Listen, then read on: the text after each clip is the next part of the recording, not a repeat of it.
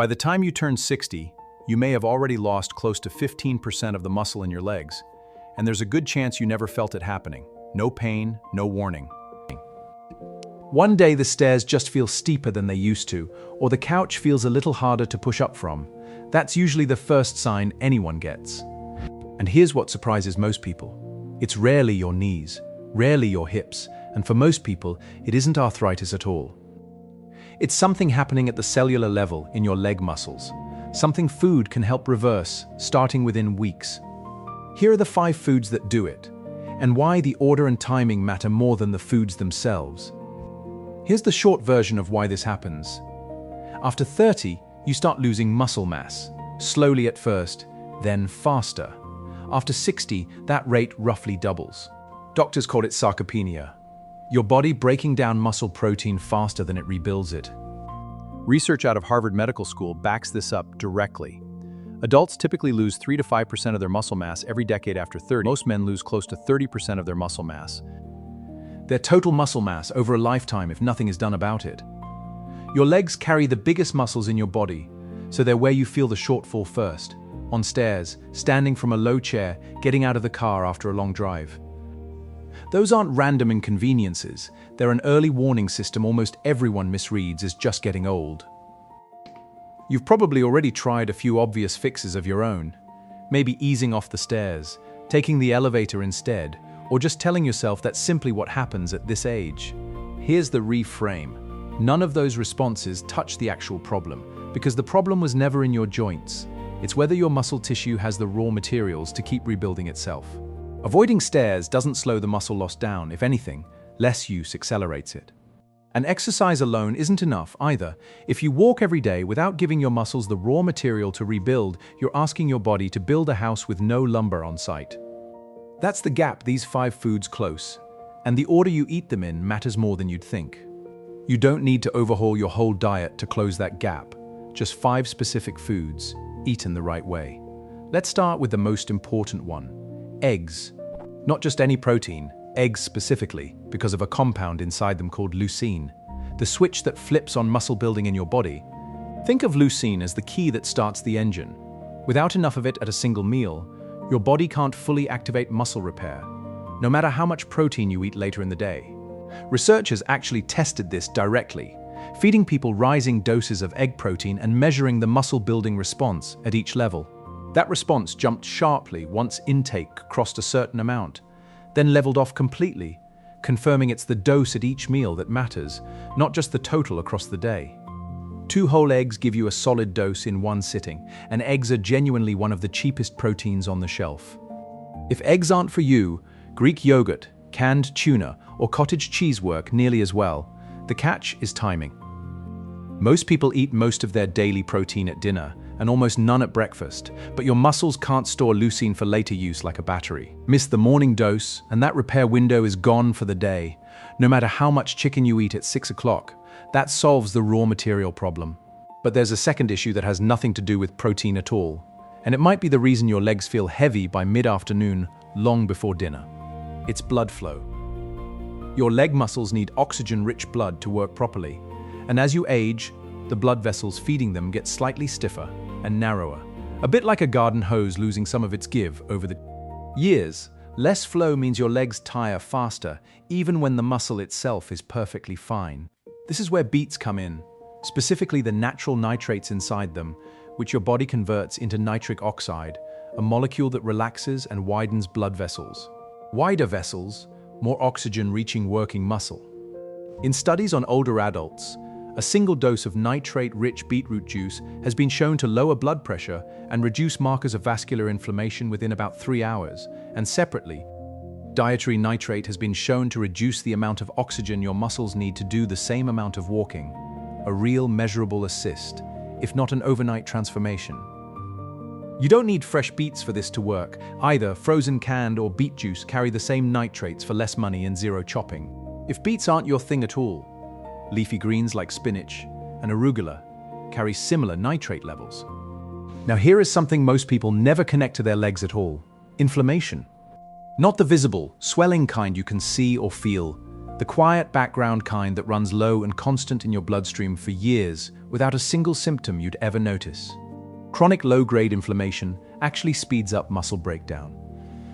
Picture a slow leak in the same tank you're trying to fill with protein. You can keep pouring protein in, but if the tank is leaking, you're always behind. This is where fatty fish, salmon, sardines, mackerel earns its spot on this list. The omega-3 fats in these fish do two things at once. They calm that background inflammation, and they help your muscles use protein more efficiently once it arrives. In one clinical trial, adults in their 60s, 70s, and 80s who took a daily fish oil supplement for 6 months gained an average of 3.6% more muscle volume in their thighs, gained an average of 3.6% more muscle volume in their thighs than a comparison group, with no exercise program required. Fatty fish is also one of the few natural food sources of vitamin D, and a UK study that tracked more than 3,200 adults over 50 for 4 years found that low vitamin D significantly raised the risk of age-related strength loss. One of the biggest drivers of falls, 2 servings a week, is the amount most research points to for a measurable effect. Canned salmon and sardines cost a fraction of the fresh fillet and carry the same omega-3s, so this doesn't have to be expensive at all. If fish isn't something you eat, walnuts and ground flaxseed carry a related type of omega-3, though your body converts it less efficiently, so fish still wins if it's an option for you. At this point, that's 3 problems solved: protein, circulation, inflammation. But there's a 4th, and it's the one that wakes people up at 2 in the morning with a leg cramp sharp enough to take their breath away. If that sounds familiar, here's an honest answer instead of an oversold one. Potassium is essential to how your nerves and muscles fire and relax. That part isn't in question. What's less settled is whether low potassium directly causes that specific 2 a.m. cramp. A major review of the evidence found classic nighttime leg cramps aren't consistently tied to electrolyte levels, and researchers think muscle fatigue and nerve signaling changes play the bigger role. So we won't oversell potassium as a cramp cure, but most older adults, especially anyone who's cut sodium hard on a doctor's advice, do fall short on it, and that alone is reason enough to prioritize it for overall muscle and nerve health. Bananas get all the credit, but a medium potato with the skin on actually carries more potassium than a banana does, so does a cup of cooked spinach or a serving of white beans. If you take a blood pressure medication or a diuretic, mention this one to your doctor before increasing potassium foods, since those medications already affect your potassium levels. And cramps aside, there's still a reason your legs can feel crampy and fatigued that has nothing to do with food at all. We'll get to it in a minute. That brings us to the 5th food, and it's the one that ties everything else together. Dairy, specifically Greek yogurt, cottage cheese, or a glass of milk with dinner. Here's why it closes the loop. Your leg strength doesn't come from muscle alone. Muscle sits on a skeleton, and if the bone underneath is thinning, the whole structure is less stable, which changes how confidently you climb, stand, and balance, even if the muscle itself is strong. Dairy gives you calcium and often added vitamin D in the same serving, the 2 nutrients your bones need together, since vitamin D is what allows your body to actually absorb the calcium in the first place. This matters more than it sounds. A 2015 report from a major US Bone Research Society found people with significant muscle loss had roughly 2.5 times the fracture risk of those without it. Muscle and bone decline together, so they need addressing. Together, pair that with the protein already sitting in the yogurt or milk, and you're hitting bone and muscle with a single food. If dairy doesn't sit well with you, a calcium-fortified plant milk with added vitamin D covers the same 2 bases. And if chewing is a challenge, dentures, sensitive teeth, or a mouth that just doesn't want to work on steak anymore, every one of these 5 foods has a no-chew version. Eggs, Greek yogurt, cottage cheese, canned salmon, and mashed potato, with the skin blended in, all deliver the same leucine, omega-3s, and potassium as their tougher counterparts without requiring much chewing at all. Texture is never a real barrier here, only an unfamiliar one. So that's 5. Eggs for the muscle-building trigger, beets for blood flow, fatty fish for inflammation and vitamin D, potassium-rich foods for cramp prevention, and dairy for the bone muscle connection. Let's pause for a second, because there are 3 mistakes people make once they hear a list like this, and any one of them can quietly undo the whole plan. Mistake 1. Eating all 5 in one meal, once a day, and calling it done. Muscle repair works better spread across the day. a protein source at breakfast, another at lunch, another at dinner, rather than one giant serving at 6 o'clock. Your body can only use so much protein for repair at one sitting. The rest just becomes energy, not rebuilding. Mistake 2, assuming a multivitamin covers the gap. It doesn't, and here is why. A standard multivitamin gives you a small amount of many things, but it can't give you the actual protein or the fiber-bound potassium your muscles need in meaningful quantities.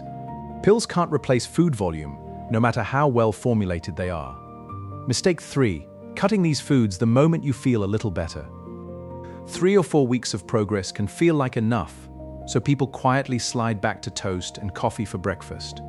The muscle building window works the same way at week 12 as it did at week 1. Stop feeding it, and the slow decline picks right back up where it left off. That's the whole plan. 5 foods, eaten in the right order, without any of the 3 quiet mistakes that undo them. Simple on paper, but there's one more piece almost nobody mentions, and it can quietly wreck all 5 foods at once if it's missing. Remember that cramp we set aside? Here's the piece that has nothing to do with any of the 5 foods, and might matter as much as all of them combined: water. Mild dehydration is extremely common after 60, partly because your sense of thirst gets weaker with age, so you can be running noticeably low on fluid without ever actually feeling thirsty for it. And here's the twist. Dehydration makes potassium and your other electrolytes behave erratically in your blood, which means even a near-perfect potassium-rich diet can still leave you crampy and fatigued if you're not drinking enough alongside it. There's no single number that fits everyone, but a useful rough check is the color of your urine. Pale yellow generally means you're in good shape. Dark yellow is a signal to drink more. Coffee and tea count toward your fluid total, contrary to what a lot of people still believe, though water should still make up the bulk of it. One more thing worth knowing, and it costs nothing to try. Eating a protein source within about an hour or 2 after any walk or light leg activity seems to help your muscles use that protein more efficiently for repair. You don't need a formal workout for this to count. A walk to the mailbox and back, followed by a boiled egg or a glass of milk, is enough to matter. Even 5 minutes of marching in place while the kettle boils, followed by breakfast, checks this box. One important note, because it matters more than any food on this list. If your leg weakness came on suddenly, or it's only on one side of your body, or it's paired with numbness or slurred speech, that's a different situation than gradual kind we've been talking about, and it deserves a call to your doctor immediately, not a grocery list. Everything we've covered here is for the common, gradual kind of leg weakness that builds up quietly over years, not a sudden change. So if anything about your situation feels different from that, trust that instinct and get it checked. Here's what this actually looks like on an ordinary day, start to finish breakfast. 2 eggs, maybe with a handful of spinach cooked in, and a glass of milk. Mid-morning, if you get hungry, a small container of Greek yogurt. Lunch, a baked potato, skin on, alongside a piece of salmon or tuna. A short walk sometime in the afternoon, even 10 minutes counts, especially if the weather cooperates. Dinner, a small serving of any protein, with a side of roasted beets if you have them, and a piece of fruit or a handful of white beans for extra potassium. That's it. Nothing exotic, nothing expensive, and nothing that requires a trip down a supplement aisle or a special order online. Here's what to actually expect, and this matters because expectations are where most people quit too early. This isn't an overnight fix, but it's faster than most people assume. Muscle protein synthesis, the technical term for the repair process we've been describing, responds to changes in diet within days, not months. Most people who make these 5 changes consistently report noticing a difference in how steady their legs feel on stairs within about 3 to 4 weeks. Not because the muscle regrew overnight, but because you finally gave your body what it needed to stop the slow leak and start rebuilding faster than it's breaking down. A simple way to track it yourself: time how long it takes you to stand up from a chair 5 times in a row without using your hands once this week and again in a month. Most people who stick with this see that number improve before they see anything else change. So think back to that 15% we opened with, the muscle loss nobody feels happening until the stairs suddenly feel steeper. That was your body sending a very specific, very fixable signal. Muscle repair running short on raw material, blood flow running short on nitrates, or nerves running short on potassium and water. Now you know exactly which one to fix, and with what, plus the 3 mistakes, and the hidden 4th one that quietly undo the progress for most people who try. Start with tomorrow's breakfast. 2 eggs or a serving of Greek yogurt, first thing not saved for dinner. That one change, made consistently, week after week, is where almost everyone who's rebuilt their leg strength after 60 actually started. Before you go, think about which of these 5 you're already eating regularly, and which one is missing completely. Then let us know in the comments which one surprised you most. We read every one of them. If you want the follow-up on which stretches take the pressure off your knees while your legs rebuild the strength underneath them, that's exactly what we're covering next. So stay close.